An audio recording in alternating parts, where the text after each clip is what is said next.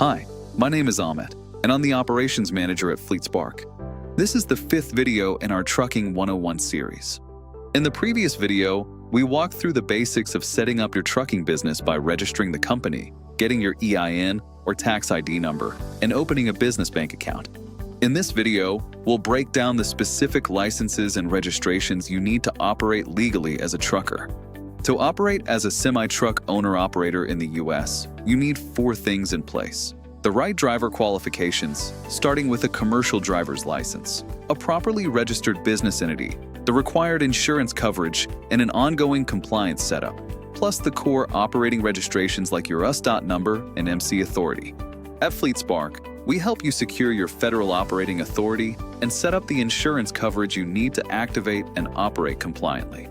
We do this as part of a full-service package. We help you get funded, stay compliant, and move toward profitability by making your business plan and documents lender-ready, keeping your bookkeeping clean, tracking performance with clear reporting, and supporting financing access when it's a fit. All you need to do is earn your commercial driver's license. Then we handle the rest. Now let's move on to what comes next, getting you compliant after you've registered your business. You've registered your trucking business as an LLC and secured your EIN from the IRS. And now you're probably wondering what comes next on the path to becoming an operational owner-operator. Well, the next step is getting your federal operating authority, which is the government's official authorization that allows a commercial carrier to legally transport goods for pay across state lines. You obtain this authority from the Federal Motor Carrier Safety Administration, commonly referred to as the FMCSA, by submitting an application through its Unified Registration System, or URS.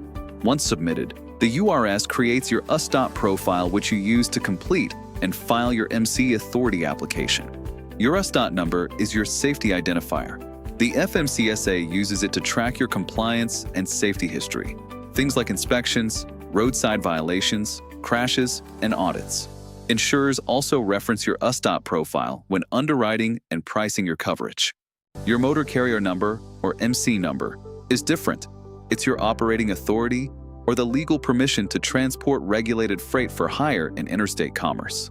Importantly, your MC authority won't become active until your insurer files proof of coverage and any other required filings with FMCSA.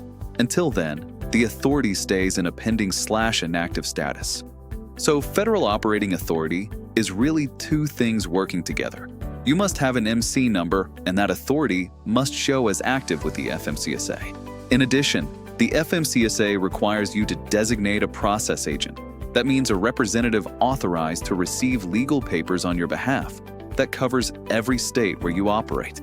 Your MC authority won't go active until the required filings are on record with the FMCSA. Most importantly, your insurer's proof of coverage filing and any other required documents. Under FMCSA rules, those financial responsibility filings generally must be submitted within 90 days of the date notice of your application is published in the FMCSA register. If you miss that window, the application can be dismissed. How much liability coverage you need depends on what you haul. For many for-hire, non-hazardous property carriers, the federal minimum public liability level is $750,000, but certain cargo categories, especially hazardous materials, require higher limits. Separately from the legal minimums, many brokers and shippers commonly require $1 million in auto liability from carriers as a practical market standard. So $1 million is often the number you'll be asked for even when the regulatory minimum is lower. Finally, remember, getting registered isn't the finish line.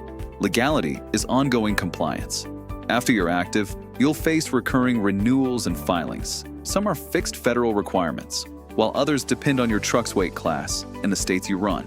Operationally, you'll also need to keep your compliance house in order, maintain driver qualification files, stay enrolled in a drug and alcohol testing program, keep up with vehicle inspections and maintenance records, and stay current on fuel tax reporting and related systems.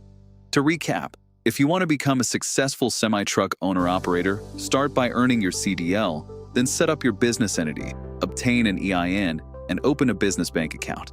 Next, apply through the Federal Motor Carrier Safety Administration and work with an insurance agent to put the required coverage and filings in place so your operating authority can go active. If you want help with any of these steps, contact us at fleetsparkfinancial.com.